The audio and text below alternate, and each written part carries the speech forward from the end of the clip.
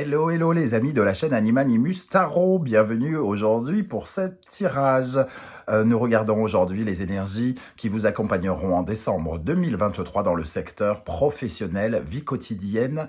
Voilà, donc vie quotidienne pour toutes les personnes qui n'ont pas de travail ou qui n'en ont plus, par exemple les retraités, mais qui sont quand même occupés à d'autres choses, bien évidemment. Et ça peut vous parler de cela. Voilà, et n'oubliez pas de regarder la vidéo de votre signe ascendant et de votre signe martien qui pourront vous donner d'autres précisions, voire un autre message.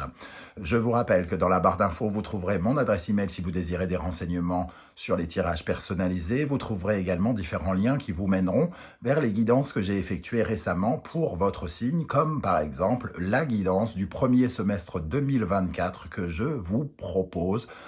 N'hésitez pas à la consulter si vous n'y êtes pas encore allé. Également, la guidance sentimentale, les messages de vos guides, quelle est la bonne surprise qui vous attend en décembre et la guidance, bien sûr, générale qui donne un peu des éléments sur tous les domaines. Voilà, on se retrouve dans un instant avec votre signe. À tout de suite. Hello, hello les amis Gémeaux, ascendant Gémeaux, signe martien en Gémeaux, bienvenue pour cette guidance professionnelle vie quotidienne du mois de décembre 2023. J'espère que vous allez tous très très bien, heureux de vous retrouver. Je vous rappelle que ce sont des énergies qui peuvent d'ores et déjà parler à certains d'entre vous et parler à d'autres un peu à la fin du mois de décembre, voire au mois de janvier, pourquoi pas. Hein. Donc n'hésitez pas à revenir sur ce tirage si toutefois il ne vous parlait pas. Si ça vous intéresse de savoir comment va évoluer votre vie professionnelle, je vous propose d'aller visionner la guidance 2024 du premier semestre 2024 que je vous ai tourné et que je vous ai mis en lien juste en dessous de la vidéo. Allez, on commence avec les énergies de ce tirage pour décembre avec l'oracle du soleil levant. Quelles sont les énergies qui vous accompagneront? N'oubliez pas de liker, de partager et de vous abonner à la chaîne. Ici, nous avons le tambour taiko. Ok. Et avec cela, Okinawa. Waouh, deux très très jolies cartes. Hein. Ça nous parle d'une célébration, d'un moment de joie ici. Il y a quelque chose qui va vous faire plaisir, de bonnes nouvelles, où on obtient un diplôme, on reçoit un contrat, on a une proposition, en fonction de ce que vous vivez, voilà, ou de ce que vous attendez. Il y a quand même quelque chose qui pourrait vraiment être sympathique ici, avec le tambour taiko qui représente ce moment de célébration. On utilise très souvent ces tambours au Japon pour les fêtes, soit de village, toutes les fêtes justement où on mange, on boit dehors et on s'amuse, on sort entre amis. Voilà, il y a beaucoup d'efforts qui est demandé à cette joueuse de taiko, donc quelque chose, une situation ici qui vous a demandé quand même des efforts quels qu'ils soient, pour avoir ce moment de célébration. Hein. Et avec Okinawa, on nous parle d'une nouvelle aventure, d'un changement de trajectoire, de quelque chose qui vous apporte de la nouveauté dans votre vie professionnelle. Donc un diplôme, par exemple, évidemment, vous permet de vous lancer dans une activité, un nouveau travail, voilà, c'est une nouvelle aventure. Donc on ressent vraiment cette énergie de nouveauté, un nouveau départ que vous avez peut-être longtemps attendu. Hein. J'ai le souvenir de Gémeaux qui souffrait quand même en silence, avec le sentiment, et d'ailleurs c'est confirmé avec le dos de deck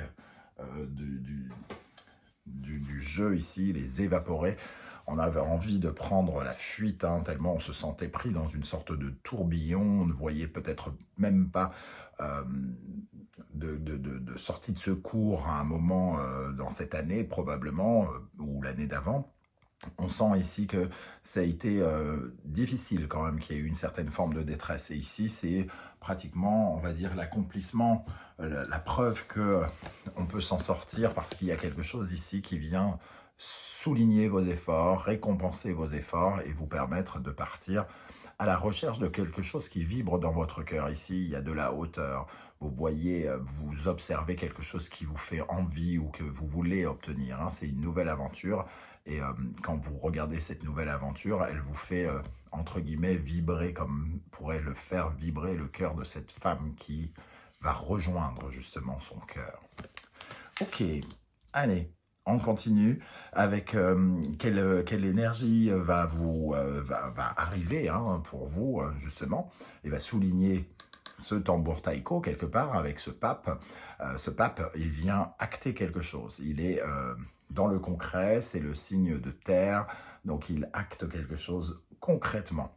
C'est un soutien, c'est une aide qui vient, entre guillemets, d'en haut pour vous accompagner en bas, entre guillemets, si on peut dire ça. Il correspond à un acte, à une validation. Alors, quelque chose qui valide, ça peut être un document qui valide, un enseignement, pourquoi pas. Ça nous parle ici de respecter des droits et des devoirs, quelque chose qui vous donne des droits et qui vous donne des devoirs. C'est ce que je ressens avec ce pape. Il vient vous bénir quelque part, ou bénir le projet sur lequel vous travaillez, et il vous offre, entre guillemets, la première pierre d'un édifice, hein, puisqu'on voit ici une nouvelle aventure. C'est comme si c'était la première pierre d'un édifice. Ça peut représenter un diplôme, un document officiel qui vous permet d'avancer dans votre vie. Ça parle peut-être d'un enseignant ou d'une personne assermentée, j'ai envie de dire, quelqu'un d'assermenté qui peut, avec son pouvoir, alors c'est un pouvoir soit religieux, moral, sociétal ou quoi ou qu'est-ce, ou peut-être même juridique ou administratif, pourquoi pas, qui valide quelque chose. Paf, je mets le tampon sur quelque chose, quelque part. Ok, donc ça c'est intéressant. On va regarder quel sera votre principal défi pendant le mois de décembre pour la vie professionnelle. Le roi de coupe. Le défi, alors le roi de coupe, il est joyeux, il est dans une sensation où il est justement, il respire la joie ou quelque chose comme ça. Mais votre défi, c'est de contenir quand même vos émotions, vos énergies, parce que là, on nous parle certes d'une joie, mais il reste quand même beaucoup à faire. Le voyage ne fait que commencer quelque part. Même si ici, il peut y avoir une certaine forme d'insécurité émotionnelle avec le roi de coupe, parce qu'on peut avoir un peu peur par rapport à ce qui se passe ici. Hein. On est un peu dans des sortes on a du mal à réfréner ses émotions et à les contrôler avec ce roi de coupe. Donc on nous dit, gardez le contrôle, la maîtrise de vos énergies et de vos émotions, parce que à mon avis, il y a quand même du taf. C'est vraiment le début de quelque chose. Et surtout, comme je l'ai dit ici, il y a des droits et des devoirs, surtout aussi. Hein. Il va falloir œuvrer pour continuer le travail du pape qui rectifie quelque chose, qui vous remet sur le droit chemin, qui vous montre votre place. Ok, alors maintenant, quelles sont les énergies qui vont particulièrement vous aider pendant le mois de décembre? Le roi de bâton. Le roi de bâton, c'est l'entrepreneur, c'est l'auto-entreprise, c'est le meneur, c'est le leader. Donc, ce qui vous aide, c'est de prendre votre pouvoir. Ici, hein, vous avez le pouvoir quelque part. C'est ce qu'on nous dit. Hein, le roi de bâton, il a le pouvoir de faire ce qu'il a décidé de faire, de réaliser ses projets, de concrétiser ses projets ici. Mais pour cela, ça va lui demander évidemment de faire beaucoup de mouvements, puisque les bâtons représentent le mouvement, les activités. Donc, c'est à vous qu'appartient le leadership d'une manière ou d'une autre. On vous donne une certaine forme de pouvoir. On a deux rois ici, le roi de coupe et le roi de bâton. Celui qui bouge et celui qui reçoit les émotions. Et on vous dit, il faut maîtriser tout ça pour pouvoir avancer. Avec ce roi de bâton, on a le 6 de coupe ici. Alors le 6 de coupe, ça nous parle de nostalgie quelque part. Alors est-ce que vous êtes nostalgique d'une époque ou est-ce que vous ressentez plutôt, vous vous revoyez à une autre époque de votre vie, un peu comme quelqu'un qui se dit, tu as vu tout le chemin que tu as fait, parce qu'ici vous êtes quand même en roi de bâton, ça vous met dans une position puissante. Et ici, il peut y avoir l'envie comment dire, de se visualiser beaucoup plus loin avec de nouvelles émotions, de regarder dans le passé pour se visualiser dans le futur avec son futur moi. En tout cas, il y a une quête d'harmonie ici. On essaye justement de prendre le contrôle de ses émotions et d'harmoniser ses émotions. Quelque part, on ne regrette pas sa décision ici. Il y a quelque chose qui vous dit que vous n'avez pas à regretter et vous n'avez pas à rougir du passé. Ok, c'est aussi peut-être l'occasion, avec cette énergie, de vous libérer d'une certaine forme de tristesse ou de quelque chose qui vous encombre, qui fait partie du passé que vous devez laisser dans le passé. Quelles sont les énergies qui pourraient, au contraire, vous freiner dans votre vie professionnelle? Nous avons le 6 de Pentacle. Tiens, intéressant. Le 6 de Pentacle, c'est la générosité. Et ici, il peut vous ralentir. Donc, est-ce que vous allez être assez généreux? Ici, ça nous parle de donner pour recevoir. Ou de recevoir quand on a donné. Il peut y avoir du déséquilibre. Si vous voulez qu'il vous arrive quelque chose, il va falloir donner. Si vous voulez, si quelqu'un a besoin de vous, il va falloir qu'il donne. Il y a une certaine forme d'échange ici. Le 6 de Pentacle aussi, il faut rééquilibrer son ego, rééquilibrer sa confiance en soi. Ça me reprend ça ici, hein, contrôler ses émotions. Ne pas grimper trop haut, oui, il y a un succès ici, il y a quelque chose de validé, mais vous n'êtes pas devenu le roi du monde pour autant. Même si il y a quelque chose de génial. On compte sur vous, entre guillemets. Maintenant, la suite vous appartient. C'est à vous de donner ce qu'il faut pour avancer. Donc, pas d'ego mal placé, ni dans un sens, ni dans l'autre. On contient ses émotions. On est heureux, mais rien n'est fait. Ça va dépendre de ce qu'on va être capable de donner. Ce qu'on va recevoir dépendra de ce que l'on va donner. Ok. Et la deuxième énergie, l'as d'épée. Qui nous ralentit. Donc, l'as d'épée, quand il est mal aspecté, nous parle d'une difficulté à changer de regard sur quelque chose. Donc, peut-être de changer de regard sur cette générosité, sur la notion peut-être d'investissement. Comment on s'investit dans sa vie professionnelle.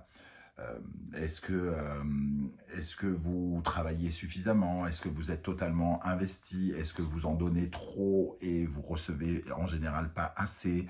Ou au contraire, est-ce que vous en donnez pas assez et vous vous plaignez de ne pas recevoir trop? Par exemple. Hein.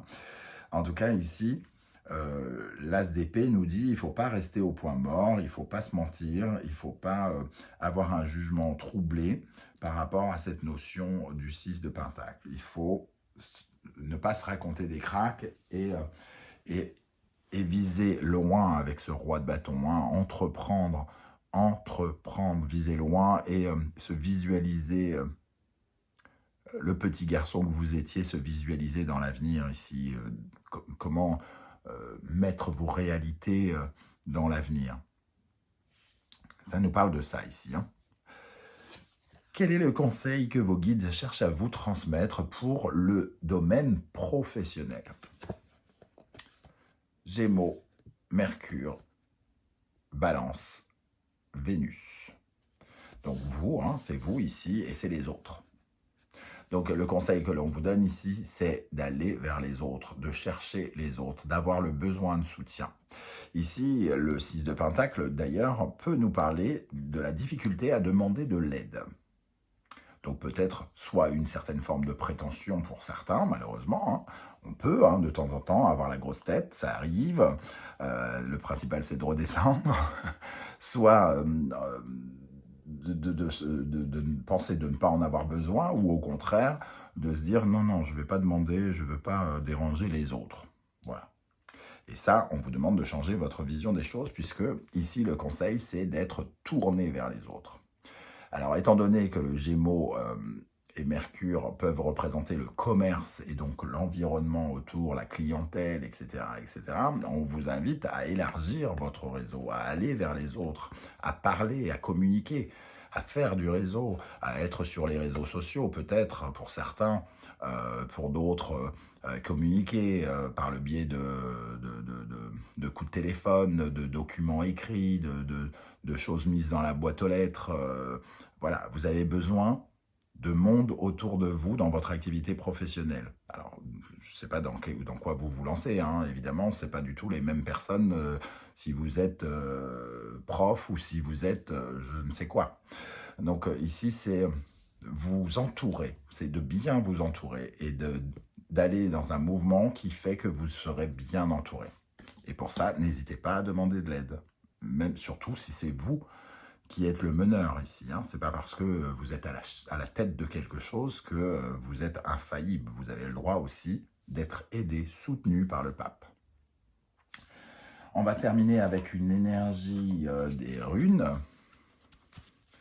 pour savoir ce qui vous attend dans la vie professionnelle avec ces énergies. Est-ce qu'on peut avoir un complément de ce tirage? Oula, elle est partie tout de suite. Ingwaz, ça nous parle justement de fertilité ici. Il y a des choses à faire grandir.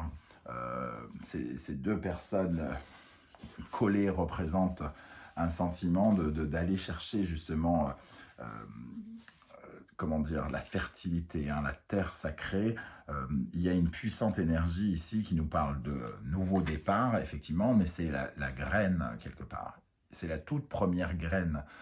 Et la graine dépend de vous, entre guillemets, des choix que vous allez faire, de comment vous allez sélectionner ces graines, comment vous allez sélectionner votre nouveau départ, les nouvelles rencontres, les nouvelles actions. Les graines, c'est si vous mettez des graines nulles dans le sol, que vous ne les nourrissez pas, que vous ne les travaillez pas, que vous ne leur donnez pas à boire, que vous n'enlevez pas les mauvaises herbes, les graines risquent de donner... des trucs pourris, quoi, des légumes pourris. Si en revanche, vous soignez les détails, que vous demandez de l'aide, pourquoi pas, ou vous rapprochez des bonnes personnes, que vous alimentez tous les jours un peu votre moulin, entre guillemets, en mettant de l'eau et en arrosant vos plantes, la récolte en sera bien meilleure. On en revient à cette notion de générosité, hein. J'ai l'impression que ça dépend de vous, que plus vous en ferez, plus vous vous engagerez et plus cela pourrait apporter des résultats. Voilà les amis Gémeaux, comment je ressens ce tirage, je ne sais pas du tout comment ça va vous parler. J'espère que vous serez nombreux à venir commenter en dessous de la vidéo pour me dire comment vous ressentez ces énergies, comment vous trouvez mon nouvel oracle, etc. etc. J'aurai beaucoup de plaisir à vous lire. Et pour les autres, ceux qui ne veulent pas trop se montrer pour des raisons X ou Y, surtout... montrez-moi juste que vous existez dans la matière, que vous êtes une présence, une personne qu'on peut toucher comme ça, même si évidemment, loin de l'ordinateur, on ne peut pas vous toucher, mais n'hésitez pas à laisser un émoticône, un like, un coucou ou quelque chose, ça fait plaisir et ça m'aide vraiment à faire grandir la chaîne, tous ces likes, tous ces partages, tous ces abonnements. Hein. Je vous remercie en tout cas de votre soutien. On se retrouve très vite avec de nouvelles guidances. N'oubliez pas la guidance 2024 que je vous mets, vous avez le lien juste en dessous. En attendant, prenez bien soin de vous les amis Gémeaux. Merci d'être là et à très bientôt. Ciao, ciao.